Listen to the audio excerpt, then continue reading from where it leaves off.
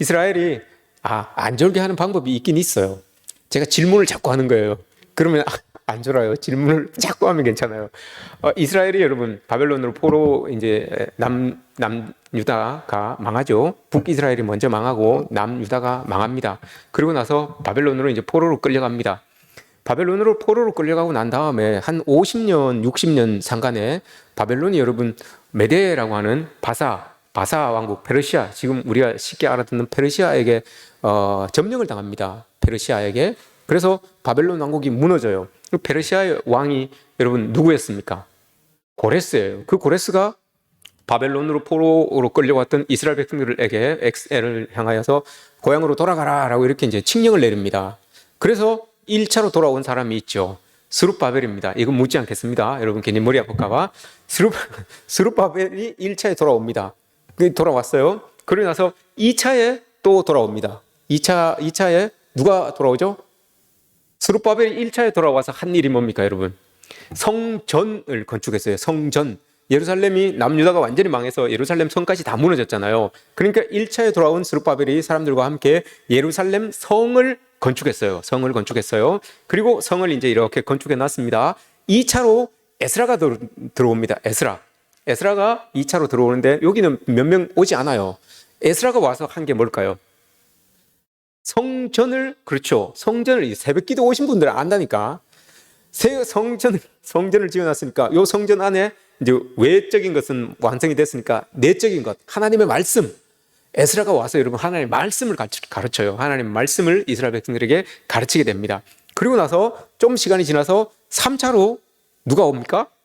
느헤미야가 옵니다. 오늘 본문에 느헤미야가 와요. 느헤미야가 와서 뭘 합니까? 성벽을 세워요.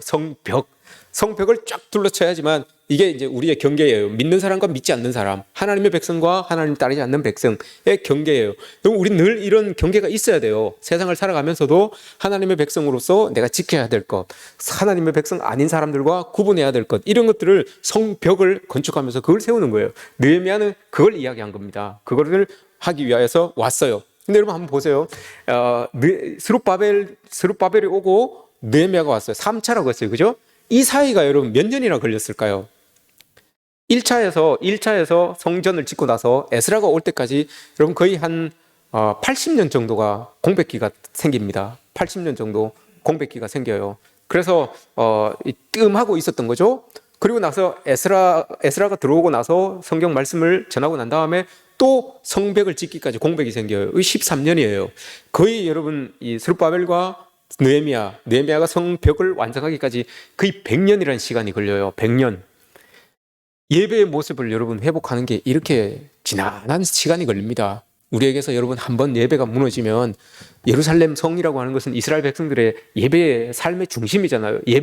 예배가 중심이잖아요. 이 예배가 한번 우리의 삶의 자리에서 무너지기 시작하면 여러분 이거 다시 세우는데 엄청나게 어려운 시간이 많이 소요됩니다. 이걸 말씀을 통해서 우리가 깨달아야 되는 거예요. 한번 무너지기 시작하면 걷잡을 수 없이 무너집니다. 아무런 상황이 없는데도, 주변에 어떤 상황들이 없음에도 불구하고 여러분 이거 다시 세운다는 게 이게 쉬운 일이 아니에요. 그러니 이런 말씀들을 보면서 우리가 예배를 잘 지키고 있고 내 중심에 하나님 모심을 잘 지키고 있는 것, 이것도 여러분 상당한 복이라고 생각하셔야 됩니다. 이거 무너지면 여러분 다 무너져요. 성벽을 씌워도 아무 효과가 없어요. 성벽을 세워놔도. 이 예배가 무너지면 끝나는 거예요. 이걸 이제 우리가 말씀을 통해서 보는 거죠. 근데 오늘 제가 말씀을 느헤미야로 잡았어요. 에스라로 잡지 않고 느헤미야로 잡았어요. 에스라 이제 1장부터 보시면 거기가 성전을 짓는 내용이 나오거든요. 근데 느헤미야는 성벽을 짓는 내용이잖아요. 왜 제가 성전을 짓는 이야기를 안 하고 성벽을 짓는 이야기를 할까요? 요 성벽을 짓고 난 다음부터 여러분 이스라엘 백성들이 하나님의 백성으로서 살아가요. 하나님의 백성으로서 이 성전 안에서 예배드리고 하나님을 찬양하고 하나님의 백성으로 그렇게 다시 시작하는 것, 끝나는 것 같지만, 일의 마무리가 되는 것 같지만, 여기에서부터 다시 하나님의 백성으로서의 삶이 시작된다라는 것을 보여주기 위해서 느헤미야를 잡았어요. 본문으로. 느헤미야가 오기 이전에 동생으로부터 이 예루살렘의 소식을 듣습니다. 예루살렘이 엉망이다, 불타있다. 느헤미야 1장을 보시면 그런 내용이 나오죠. 엉망이 황폐되어 있고 불타있고 성벽은 다 무너진 상태로 있고 예루살렘 안에 사람들이 거주하는 사람들도 없고 땅은 넓은데, 성전은 다 마련되어 있는데 땅은 넓은데 들어가서 살 사람들이 없더라 라고 이렇게 이야기를 해요. 그래서 느헤미야가 안 되겠다, 성벽을 지어서 하나님의 사람들이 그 안에서 살 수 있게끔 내가 만들어야 되겠다, 이런 마음을 먹은 거예요, 이 느헤미야가. 그래서 사람들에게 누가 갈래요? 라고 이렇게 이야기를 하니까 아무도 없어요, 갈 사람이. 그래서 느헤미야가 자신이 가는 거예요. 그래요, 그러면 제가 가겠습니다 라고 하나님 앞에 선언을 해버려요. 그리고 자기가 가겠습니다 라고 이렇게 하고 난 다음에 여러분 기도로 준비를 하죠. 석 달을 준비해요. 석 달을 기도로 하나님 앞에 내가 이렇게 계획하고 이렇게 진행할 것인데 하나님께서 도와주셔야 됩니다 라고 하나님 앞에 묵묵하게 기도해요. 오늘 본문에서 이야기하잖아요. 오늘 본문에도 나와요. 그렇게 기도하고 난 다음에 이제 왕의 허락을 받고 느헤미야가 옵니다. 예루살렘으로 와요. 오늘 본문이 이제 예루살렘으로 와서부터예요. 예루살렘에 와서 3일 동안을 예루살렘을 탐방을 합니다. 자기가 들었던 말씀이 맞는지, 정말 땅이 허물어져 있고 황폐하고 성벽이 허물어져 있고 사람들이 많이 살지 않고 하는 그 상황인지, 그걸 이제 자기가 돌아봐요. 이게 자기가 잘못 보고를 받았으면 안 되잖아요. 잘못 보고 받은데 그걸 가지고 일을 펼쳐나가면 안 되니까 자기 눈으로 확인을 하는 거예요. 자기 눈으로 이스라엘 그 성내를 쭉 돌아보면서 확인을 딱 해요. 그러니까 맞아요. 근데 확인을 하는데 혼자 다녔잖아요. 혼자 쭉 가는데 구석구석 다 봐요.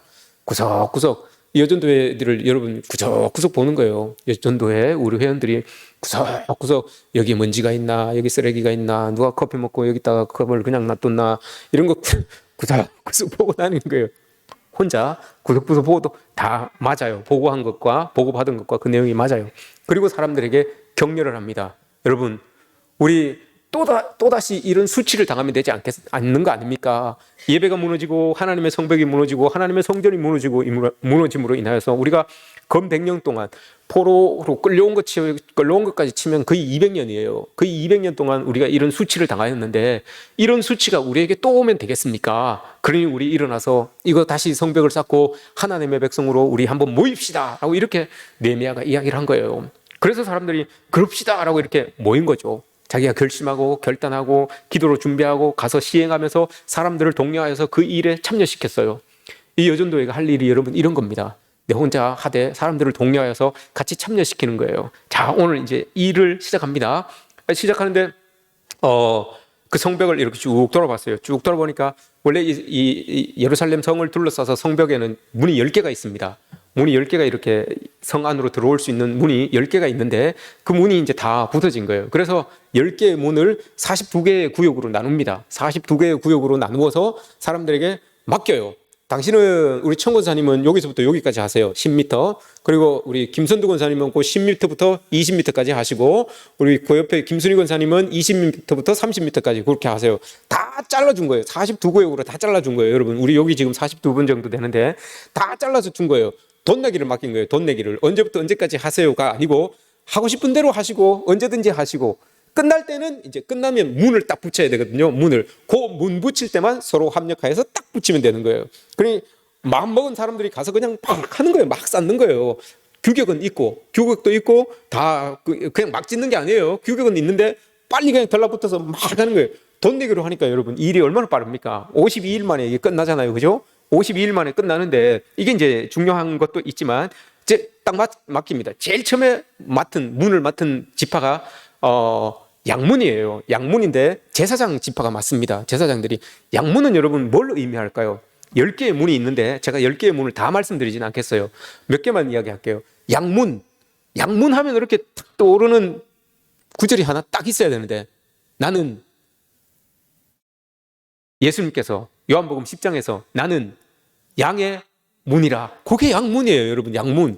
제사 드리기 위하여서 양을 들고 날게 하는 거, 제물인 양을 그것으로 들고 날게 하는 거예요. 거기에서 제사를 드리고 예배가 이제 양문이라고 하면 예배를 상징하는 문이에요. 여기로 양이 들고 나려고 하는 그런 문이에요. 예수님께서 여러분 요한복음 10장에서 나는 양의 문입니다. 이 문을 통과하지 않는 사람들은 다 도둑입니다. 이 문을 들고 날 때마다 들 때 하나님께서 꼴을 먹이고 날 때 하나님께서 이렇게 물을 먹이십니다라고 이렇게 내용이 나오잖아요. 요한복음 10장에 그게 양문이에요. 양의 문. 이 양의 문을 통과해야지만 하나님께 영광을 돌릴 수 있는 예배로 나갈 수 있는 그런 양의 문입니다라고 이렇게 말씀을 하고 있어요. 이게 제일 첫 번째 문이에요. 제일 첫 번째 문 양문을 제사장들에게 딱 맡겼어요. 제일 첫 번째 문이 여러분 제일 중요한 문이잖아요. 이게 예배를 담당하는 문이거든요. 하나님과 만날 수 있는 예배를 담당하는 문이에요. 이게 무너지게 되면 아무것도 쓸모가 없어요. 이걸 가장 중심에 두고 있는 거예요, 이 사람들은. 그런데 여러분 아이러니하게도 10개의 문이 이렇게 있다 그랬잖아요. 근데 예루살렘이 공격을 받을 때마다 제일 공격을 많이 받은 곳이 요 양문이에요. 모든 이 적들이 요 양문을 통해서 다 들어와요. 왜냐? 다른 문들은 절벽 위에 있거든요. 성이 이렇게 쌓여 있으면 그 밑에는 다 이렇게 계곡이 있고 절벽이 이렇게 있어요. 근데 예배문, 양문, 양이 드나드는 그 문, 거기에는 평지로 이렇게 되어 있어서 겟세마네 동산하고 이렇게 쭉 이어지는 그 평지로 이렇게 되어 있어서 여기로 적들이 다 쳐들어와요. 그래서 늘 이 예배를 담당하는 요 문이 순환을 겪어요. 무너지기도 많이 무너지고요. 이게 여러분 무슨 의미가 있을까요?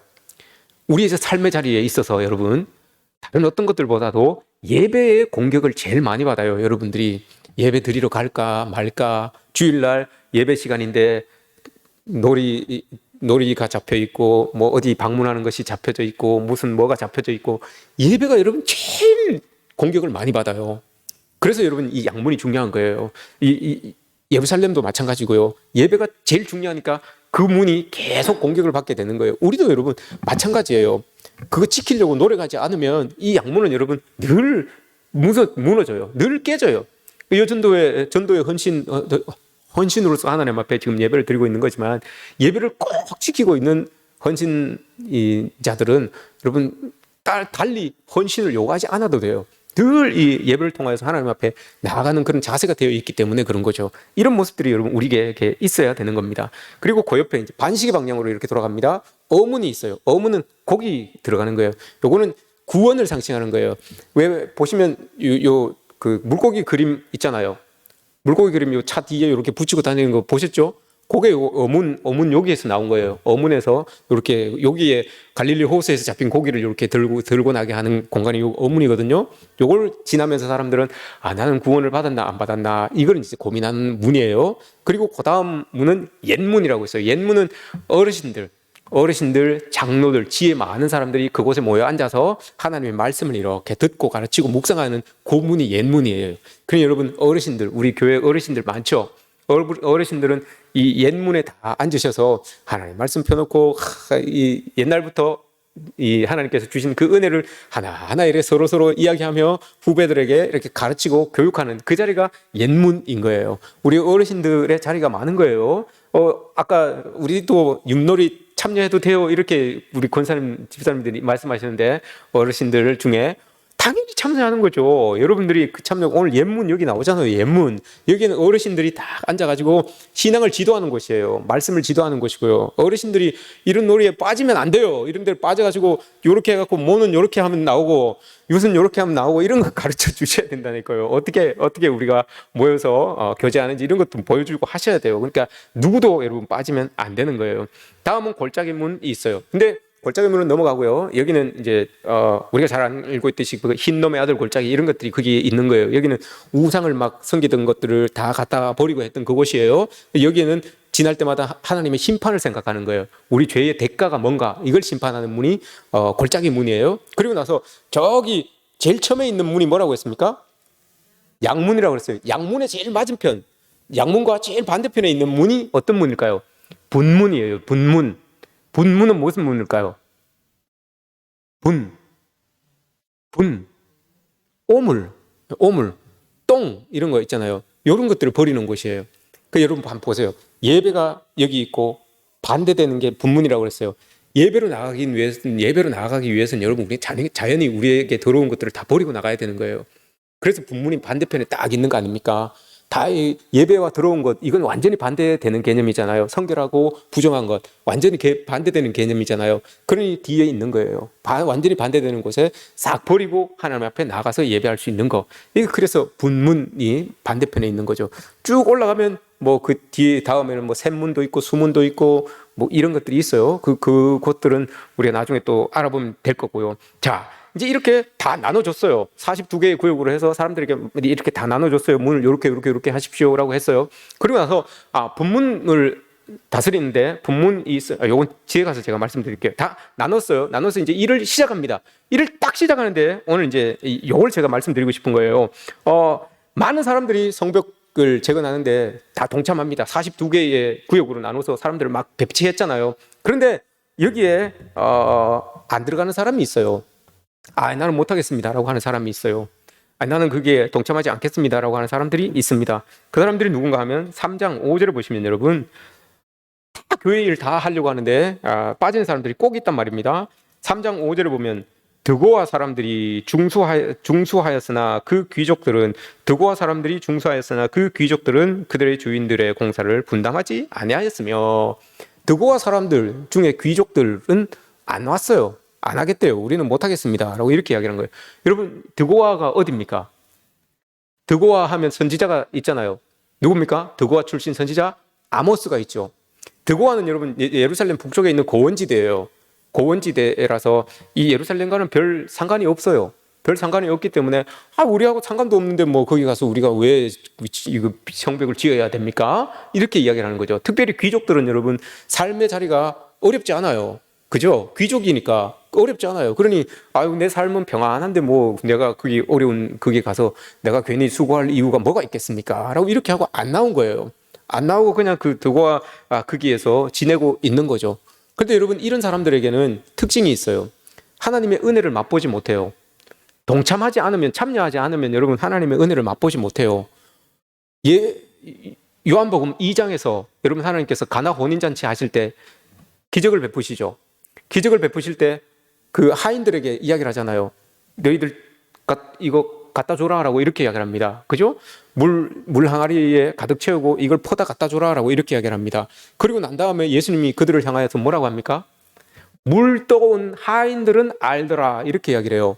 물 떠온 하인들은 알더라. 물이 변하여 포도주가 되니까 사람들이 막 이 좋은 곳 어떻게 여기 있습니까? 지금까지 있습니까? 라고 하니까 예수님께서 말씀하신 거예요. 물 떠온 하인들은 알더라. 이 일에 동참하니까 여러분 하인들은 순종하여서 이 일에 동참하니까 그 기적이 어떻게 나타났는지도 알고 그 기쁨에 같이 동참할 수 있는 거예요. 근데 이렇게 드고아 사람들처럼 하나님의 일에 동참하지 않으면 동참하지 않는 대로 자기들은 편할 수 있어요. 그러나 하나님께서 주시는 은혜는 공유하지 못하는 거예요.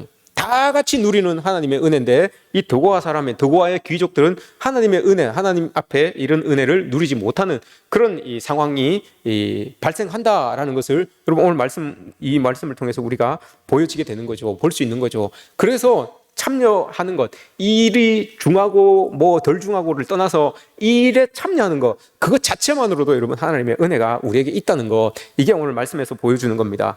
또 그러면 반대의 사람들도 있어요. 이거 제가 이 새벽 기도 때 여러분 쭉 다 한 겁니다. 왜 제가 오늘 이 말씀을 하는가 하면 새벽 기도를 하면서 이 말씀을 한번 보기에는 아까운 거예요. 그래서 제가 적어놨어요. 오늘 여기 보세요. 느헤미야 3장에 보시면 3장 할 때 이 말씀을 제가 적었어요. 헌신 예배 때 이거 말씀을 꼭 해야 되겠다라고 이렇게 여기 적어놨어요. 여기 적어놨어요. 한번 보여드릴게요. 빨간 부분으로 여기 적어놨어요. 여기 이렇게 적어놨어요. 이렇게 적어놨어. 그래서 1장부터 지금 느헤미야 통틀어서 지금 제가 설명하고 있는 거예요. 이렇게 참여하지 않은 사람도 있는데 마음을 다하여서 참여한 사람들도 나와요. 이제 한번 봅시다. 4절을 보시면 3장입니다. 3장 4절을 보시면 학고스의 손자 우리아의 아들 무레못이라는 사람이 나와요. 이 무레못이라고 하는 사람은 어문, 구원에 대한 문을 담당한 사람이에요. 이 무레못이라고 하는 사람인데 혹시 새벽기도 나온 사람은 이 새벽기도 나온 분들은 아실 거예요. 제가 무레못 이야기할 때 이 사람은 어떤 사람이라고 했습니까? 네?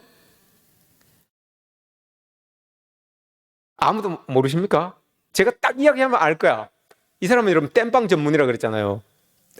기억나십니까? 네. 이 사람은 땜빵 전문이에요. 어문을 담당했던 사람인데 땜빵 전문이에요. 왜냐하면 여기가 원래 자기가 담당했던 곳이에요. 물의 못 어문을 담당했던 사람이에요. 그런데 저 뒤에 보시면 21절을 보세요. 21절을 보시면 또 나와요. 여긴 샘문이거든요. 여기 또 나와요. 그 다음 학고스의 손자 우리아의 아들 무레못이 한 부분을 중수하여. 이 사람이 여기 또 나온 거예요. 땜빵한 거죠. 이 사람이 자기 일을 열심히 다 했어요. 열심히 잘하는데 저쪽에 보니까 사람이 모자라. 그래가지고 가서 에이 뭐 가서 내가 도와주지 뭐 하면서 가서 한 거. 이런 사람들이 여러분 소중한 사람들이라고요. 여러분들에게 맡겨진 일들이 있어요. 근데 이 사람은 티나지 않게 가서 일하는 거예요. 티나지 않게 가서 저기 비네, 저 사람 좀 모자라네 하면서 가서 막 같이 도와주는 거예요. 근데 이 무레못이라고 하는 이 사람이 여러분 참 귀하게 사용이 돼요. 이 21절을 찐하고 난 다음에 10장에 보시면 여러분 10장 5절입니까? 10장 5절을 보시면 무레못이라는 사람이 나와요. 하림, 무레못, 오바댜. 이 사람들이 여러분 누구라고요? 10장 8절에 보시면 제사장들이요 라고 이렇게 이야기를 합니다. 어문을 담당했던 이 사람인데 이 사람이 나중에 알고 보니까 제사장의 일까지 여러분 담당하게 되는 그런 사람이 되는 거예요. 땜빵 전문으로 사람들 빈 공간 가서 막 도와주고 이렇게 했던 사람인데 여러분 이 사람이 정말 하나님에게 귀하게 사용되어서 제사장의 직분까지 감당하게 되는 그런 이 사람으로 이렇게 올라서는 거예요. 이런 사람들이 여러분 우리 교회에 많아야 돼요. 가서 생색내는 게 아니고 아유 내가 도와줄게 그것도 못해라고 하면서 가서 하는 게 아니라 보니까 저건 내가 할 수도 있는 것 같은데 저기 사람이 좀 모자라는 것 같네 비는 것 같네 라고 그냥 가서 도와주는 거예요. 쓱 가서 그냥 도와주는 거예요. 표도 안 나게 티도 안 나게 이렇게 도와주는 거죠. 이런 사람이 있고 무레못 같은 사람이 있고 참 좋은 사람이에요. 여러분 칭찬합니다. 무레못. 이 사람이 있고 바룩이라는 사람이 있어요. 이 바룩이라는 사람은 여러분 제가 뭐라고 했습니까? 이 사람은 어떤 사람이라고 했습니까? 무레못은 땜빵. 요 바룩이라는 사람은 몰빵 한다 그랬잖아요. 무레못은 땜빵 전문이고 바룩이라고 하는 이 사람은 몰빵하는 사람이었어요. 왜 그러냐? 바룩이라는 사람이 어디에 나오는가 하면 여러분 한번 보세요. 21절 제가 너무 많이 넘겼네요. 보시면 20절에 그 다음은 삽배의 아들 바룩이 한 부분을 힘써 중수하여라고 나옵니다. 딴 데는 다 여러분 중수하여라고 나와요. 힘써라는 말이 안 들어가요. 근데 바룩이라는 사람은 거기에 힘써 중수하여라고 나왔어요. 이 사람은 하나님의 일, 요 중수하는 일에 다 자기의 전념을 다한 거예요. 모든 것들 다 끊고 여기에만 집중하여서 이 일을 감당했던 사람이에요. 아주 몰빵한 거예요. 나는 이거 다 끝나기 전에는 난 아무것도 안 하겠다라고 해서 여기에만 딱 달라붙어서 열심히 일을 다 했던 이 사람 바룩. 여러분 그렇게 할 수 있겠습니까? 다 끊고 세상 일 다 끊고 하나님 일에만 여러분 몰빵할 수 있겠습니까? 우린 지금 상황으로는 이게 좀 어려울 수 있어요. 그죠? 그러니 여러분들은 바룩 그렇게 해도 좋습니다. 그렇게 해도 집에서 안 쫓겨나고 하면 직장에서 안 잘리고 하면 괜찮죠. 그러나 그게 제가 걱정이 됩니다. 그러니 너무 몰빵하지 마시고 무레못처럼 여러분 땜빵으로도 좋습니다. 표 안 나게 티 안 나게 가서 도와주고 가서 협력하고 하는 거 이것도 참 좋은 거예요. 이런 모습들이 여러분 우리에게 있어졌으면 좋겠습니다. 얼마나 좋습니까 여러분. 무레못도 그렇고 이 바룩도 괜찮고 참 좋은 사람이잖아요. 근데 바룩이나 여러분 무레못 이런 사람들을 보면서 예수님께서 여러분 마태복음 11장 28절에서 하신 말씀이 있어요. 뭡니까 여러분? 마태복음 11장 28절 수고하고 무거운 짐진 자들아 다 내게로 오라. 그죠? 거기에서 짐의 종류가 두 개가 나옵니다. 수고 요것도 짐이고요. 무거운 짐 요것도 짐이에요. 수고는 어떤 짐일까요 여러분? 수고는 이건 내가 담당해야 되는 짐이에요.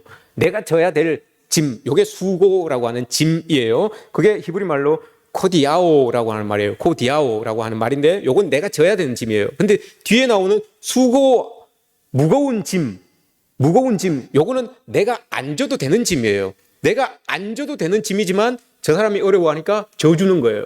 그래서 내가 지고 가는 거예요. 이건 내가 안 져도 되는 짐이에요. 누가 뭐라 하지 않아요. 그런데 내가 저 사람이 너무 어려우니까 내가 져주는 거예요. 이걸 그리스도인들은 이걸 지고 간다고요. 바룩이나 여러분 무레못 같은 사람은 그 짐을 진다고요.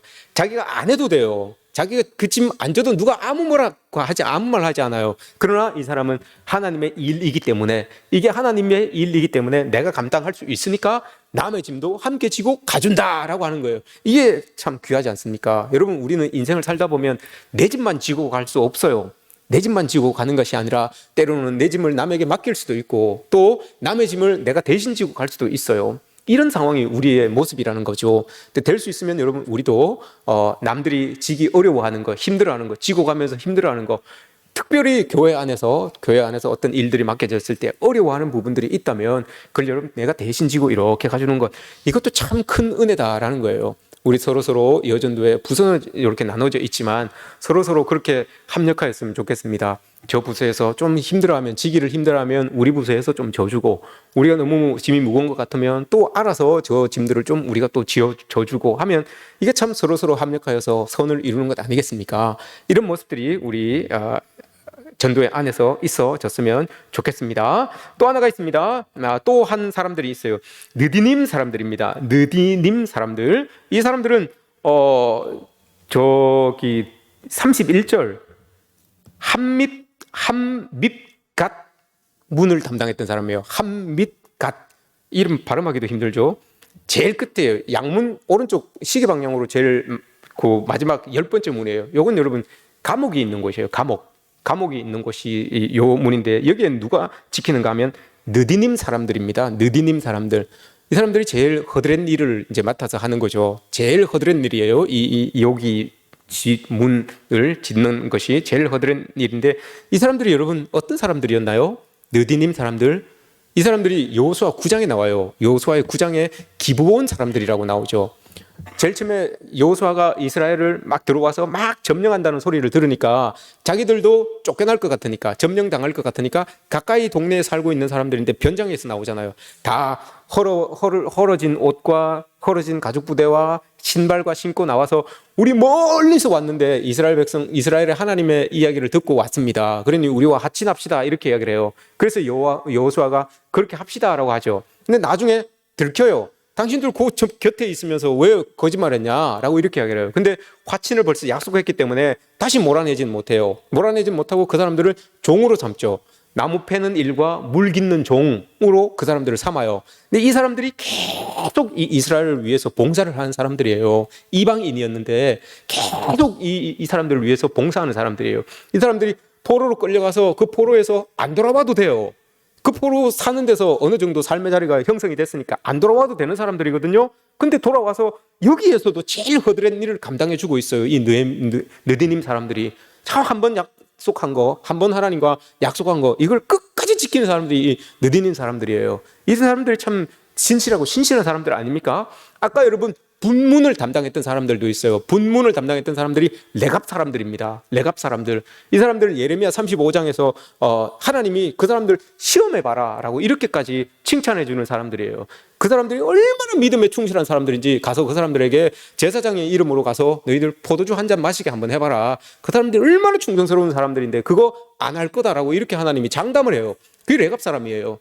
레갑 사람들이 옛날 선조가 하나님 앞에서 우리는 포도주도 마시지 않겠습니다라고 이렇게 약속을 했거든요. 그 약속을 100년, 200년이 지난 그 후손들이 지켜내요. 그걸 지켜내니까 하나님이 칭찬을 해주는 거예요. 예레미야에게. 그 사람들은 하나님과 약속을 철석까지 지켰던 사람들이다라고 했던 사람들이에요. 그 사람들이 여러분 분문을 감당해요. 분문, 똥 치우는 그 문을 감당하고 있었던 사람들이 레갑 사람이에요.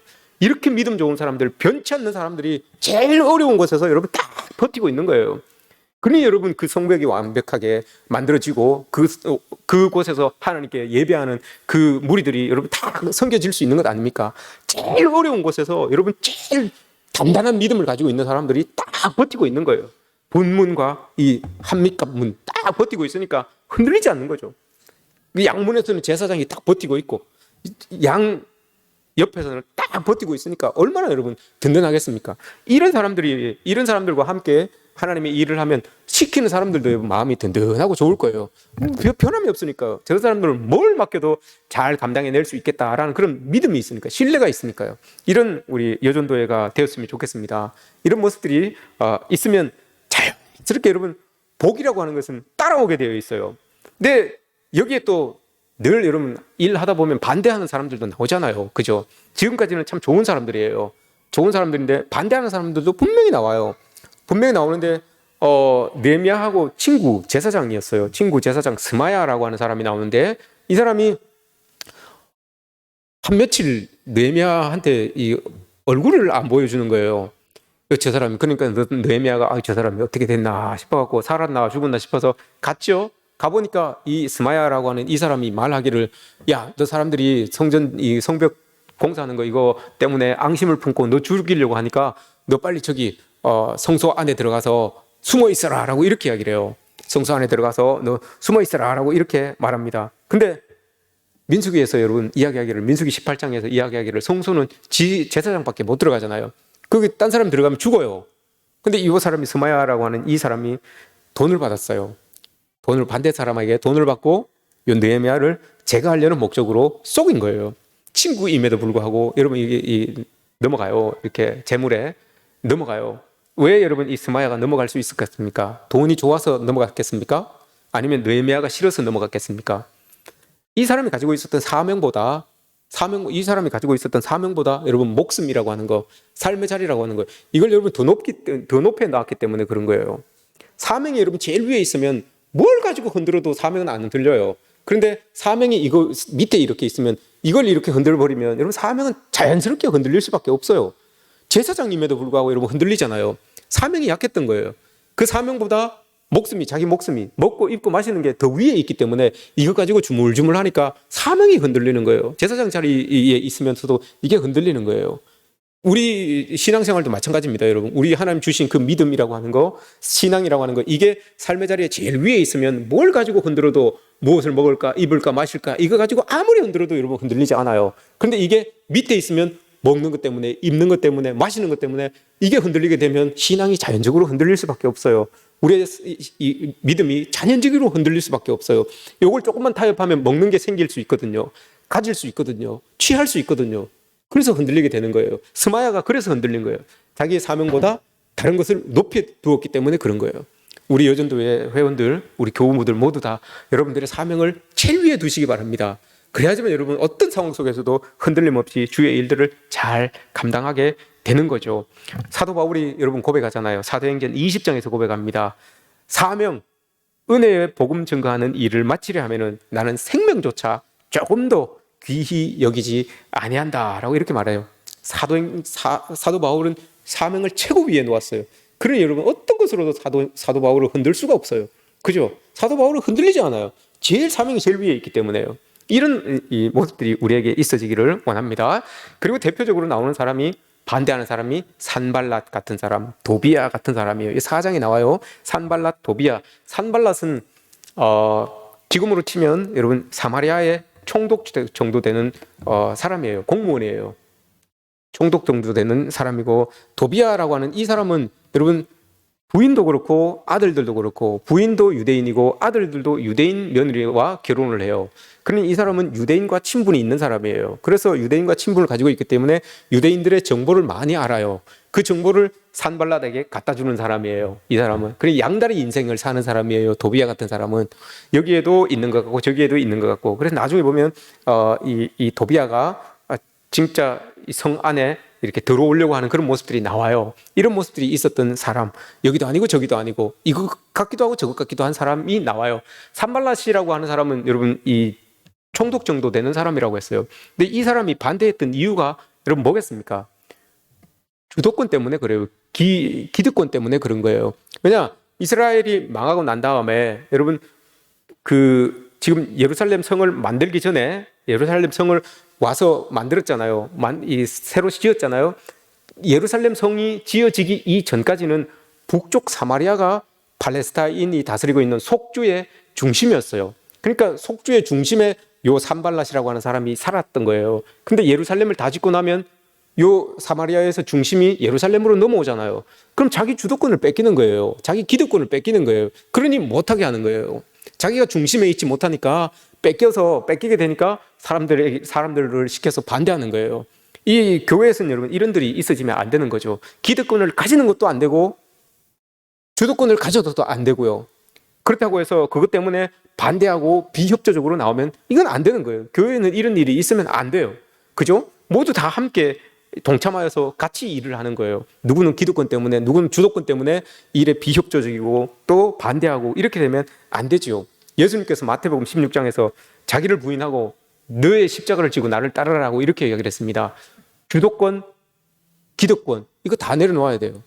이게 여러분 십자가예요. 이거 다 내려놓아야 돼요. 그래야지만 예수 그리스도를 따라 내 십자가를 지고 예수님을 따라 갈 수가 있게 되는 거죠. 이런 모습들이 있어야 돼요. 다 지나가야지만, 이게 다 지나가야지만 이제 느헤미야 8장에서 부흥이 일어납니다. 여러분 이제 부흥이 일어나요. 예루살렘 성전 짓고 말씀 들어가고 성벽 짓고 그 안에 사람들로 채워지고 이 필요한 사람들, 필요하지 않은 사람들 다 걸러집니다. 방해했던 사람들 다 빠져나가고 도왔던 사람들 다 다시 채우고 이렇게 하고 나선 다음에 느헤미야 8장에서 이제 부흥이 일어나기 시작하는 거예요. 여러분 교회가 부흥이 일어나는 건 이런 게 있어야 되는 거예요. 돕는 사람들은 돕는 자리에 있고 말씀을 전하는 사람은 말씀을 전하는 자리에 있고 또 돕지 못했던 사람들, 이런 사람들, 방해했던 사람들은 다 빠져나가고 이런 상황이 자연스럽고 일어나는 거예요. 그리고 나니까 느헤미야 8장에 이제 성벽이 다 완성되고 했거든요. 그 느헤미야 8장에 사람들이 다 모여요. 수문 앞에 모여요. 수문. 마지막 그 합 및 갑문 옆에 있는 게 수문이에요. 수문, 여기 수문에 뭐가 있었을까요, 여러분? 실로암 연못이 있어요. 실로암 연못이 있는데 여기 앞에 사람들이 모여서 하나님 앞에 예배를 드려요. 그랬더니 그곳에서 이제 부흥이 일어나는 거예요. 그때 예배 드리면서 회복되는 게 있어요. 사람들에게서 회복이 되는데 네 가지가 회복됩니다. 말씀이 회복되고 예배가 회복되고 눈물이 회복되고 기쁨이 회복됩니다. 다 지나가고 나니까 세워질 사람들 세워지고 맡겨진 자리에 딱딱딱딱딱 세워지고 이 사람들이 다 모여서 하나님 앞에 예배로 나가니까 말씀이 막 살아나기 시작하는 거예요. 예배가 막 살아나기 시작하는 거예요. 그리고 눈물이 터지기 시작하는 거예요. 그때까지는 눈물이 없었거든요. 이스라엘 백성들이 망한 이유 중에 하나가 눈물이 없어서 망한 거예요. 하나님을 찾지 못하고 하나님의 은혜를 고백하지 못하고 눈물이 없어서 망했는데 눈물이 막 터져 나오기 시작하는 거예요. 그리고 나니까 마음속에서 여러분 실로암 연못이 솟아나는 것처럼 기쁨의 샘이 터지는 거예요. 이게 다 회복된 거예요. 그래서 수문 앞 광장에 모여서 부흥회가 일어난 거예요. 그 부흥을 안고 이스라엘 백성들이 이제 쭉 살아내는 거예요. 느헤미야 이후의 삶을 쭉 살아내는 거예요. 그게 여러분 우리의 삶이 되시기를 축복합니다. 우리도 여러분 우리의 각자의 자리에서 맡겨진 일들을 잘 감당할 때 말씀이 살아나고 회복이 살아나고 우리의 막혀져 있던 눈물이 여러분 살아나고 그리고 마음속에 기쁨이 여러분 실로암 연못처럼 용서서 치면 그런 일들이 우리에게 일어난다는 거죠. 이게 우리의 헌신을 통해서 일어나는 겁니다. 그래서 마지막으로 이야기를 하잖아요. 10절에서 여호와로 인하여 기뻐하는 것이 너희의 힘이다 라고 이렇게 이야기를 해요. 기쁨의 샘이 빵 터지고 나니까 여호와로 인하여서 기뻐하는 것이 너희의 힘이다 라고 이렇게 말하잖아요. 그 기쁨 가지고 이제 살아가는 거예요. 그 기쁨은 그냥 주어지는 게 아닙니다, 여러분. 그 기쁨은 그냥 주어지는 게 아니라 자기의 자리에서 서서 열심히 최선을 다할 때 말씀이 회복되고 예배가 회복되고 눈물이 회복되고 나니까 이제 기쁨이 회복되는 거예요. 여러분 우리에게 이런 삶이 있기를 축복합니다. 여러분 모두의 삶에서 이런 은혜가 있어지기를 축복합니다. 재밌는 이야기 하나 하고 마칠게요. 이건 책이에요. 책에 대한 이야기예요. 이건 10페이지밖에 되지 않는 책이에요. 이철원 씨의 여러분 못난이 만두라는 책이 있어요. 못난이 만두. 이 조그마한 책이에요. 한 아이가 아빠가 돌아가셨어요. 아빠가 돌아가시고 엄마는 이제 병치를 하고 있어서 자기 아침밥도 못 챙겨주는 그런 엄마예요. 그런 엄마가 있는데 이 아이가 너무 배가 고파서 가게를 이렇게 만두 가게를 지나갑니다. 만두 가게를 이렇게 지나가 너무 배가 고프니까 만두 빚는 걸 이렇게 보고 있어요. 이렇게 보고 있으니까 주인 아저씨가 만두를 이제 막 김이 모락모락 나는 막 뜨끈뜨끈한 그 만두를 막 찌내기 시작합니다. 찌고 한 손으로 막 빚어요. 막 빚는데 옆에서 이제 아내가 같이 이렇게 막 빚잖아요. 막 이렇게 막 찌내다가 일부러 만두에 옆구리를 쿡 찌릅니다. 옆구리를 쿡 찔러가지고 펑 터뜨려요. 그러니까 아유 이건 못 쓰겠네. 그러면서 내놓습니다. 그리고 또 막 만들다가 잘 예쁘게 잘 만들어진 걸 딴 데 보면서 꾹 눌러요. 그래서 쭉 찌그러지잖아요. 아유 이건 못난이 만두네. 못 먹겠네. 하면서 또 옆으로 나눠요. 그래서 그걸 탁 쪄가지고 그 아이에게 이렇게 줍니다. 아이는 그걸 가지고 가서 자기의 요기로 식사로 이렇게 하게 되는 거죠. 왜 제가 여러분 이 말씀을 드릴까요? 아내는 막 뭐라 그러죠. 아유 당신 몇 년이나 그거 했는데 그 만두에 옆구리에 구멍을 내냐고 그 못난 만두를 믿냐고 막 그렇게 뭐라 그러죠. 근데 그 아저씨는 알고 있어요.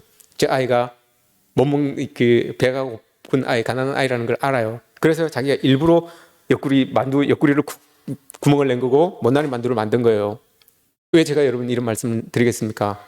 우리는 여러분 다 각자 다 달라요. 각자 다 다르고 신앙의 색깔도 신앙의 배경도 뭐도 다 달라요. 그러나 이거 하나만은 우리가 가지고 있어야 돼요. 이 아저씨의 마음 같은 거. 이게 여러분 예수 그리스도의 마음 아니겠습니까?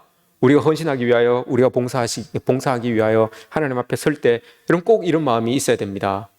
이길 수 있지만 져주는 거. 그죠? 이길 수 있으면 져주는 거. 이거 분명히 이렇게 하면 하나 더 팔 수 있지만 연약한 사람을 위해, 배고픈 사람을 위해 아낌없이 만두 옆구리에 구멍을 낼 수 있는 마음, 그걸 뚝 이렇게 못난이 만두로 만들 수 있는 마음, 이런 마음들이 여러분 우리 그리스도인들에게 있어야 돼요. 그렇게 해야지만 우리 교회뿐만이 아니라 내가 살고 있는 그 삶의 자리도 더 밝아지는 것 아니겠습니까? 예수 그리스도의 빛으로, 예수 그리스도의 마음으로 여러분 더 밝아지는 것 아니겠습니까? 이런 마음들을 안고 여러분들의 헌신의 자리에서 최선을 다하셔서 하나님 주시는 은혜가 충만하시기를 주님의 이름으로 축복합니다.